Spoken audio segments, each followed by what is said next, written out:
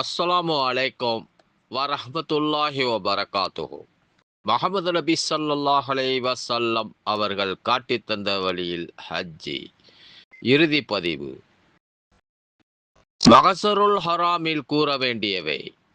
குறிப்பிட்ட நாளில் மகசருல் ஹராம் என்ற இடத்துக்கு வந்ததும் அங்கே கிப்லாவை முன்னோக்கி இறைவனை இறைஞ்சுவதோடு பின்வருமாறு கூற வேண்டும். அல்லாஹு அக்பர், லா இலாஹா இல்லல்லாஹு வஹ்தஹு லா ஷரீக லஹு, லா இலாஹா இல்லல்லாஹ். இதன் பொருள், அல்லாஹு மிக பெரியவன், அவனின்றி வேறு கடவுள் இல்லை, அவன் தனித்தவன், அல்லாஹுவை தவிர வேறு கடவுள் இல்லை. பார்க்க முஸ்லிம் 2137 காணலாம். ஜம்ரத்துல் அகபா. துல்ஹஜ் மாதம் 10ஆம் நாள் காலையில் முஸ்தலிபாவிலிருந்து புறப்பட்டு மினாவை அடைந்ததும் ஜம்ரத்துல் அகபா என்ற இடத்தில் மட்டும் 7 கற்களை எறிய வேண்டும். ஒவ்வொரு கல்லை எறியும் போது கூற வேண்டியது அல்லாஹு அக்பர். 7 கற்களை எறிந்த பின் கிப்லாவை நோக்கி நின்று கொண்டு இரு கைகளை உயர்த்தி நீண்ட நேரம் துஆ செய்ய வேண்டும். பார்க்க புகாரி 1753 காணலாம்.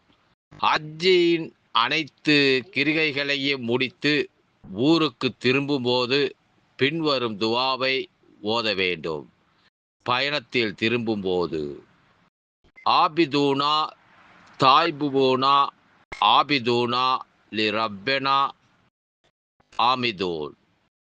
இதன் பொருள், எங்கள் இறைவனை வணங்கியவர்களாகவும் புகழ்ந்தவர்களாகவும் மன்னிப்பு கேட்பவர்களாகவும் திரும்புகிறோம். இன்ஷா அல்லாஹ் நீங்கள் இது தமிழிலே ஓதலாம். எந்த ஒரு இதுவும் கிடையாது. அனைத்து மொழிகளையும் அறிந்தவன்.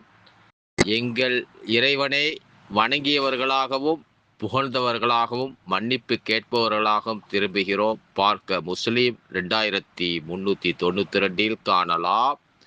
இன்ஷா அல்லாஹ் அல்லாஹு உங்களது அச்சிகளை ஏற்றுக்கொண்டு பிறந்த பாலகனாக திரும்புவதற்கு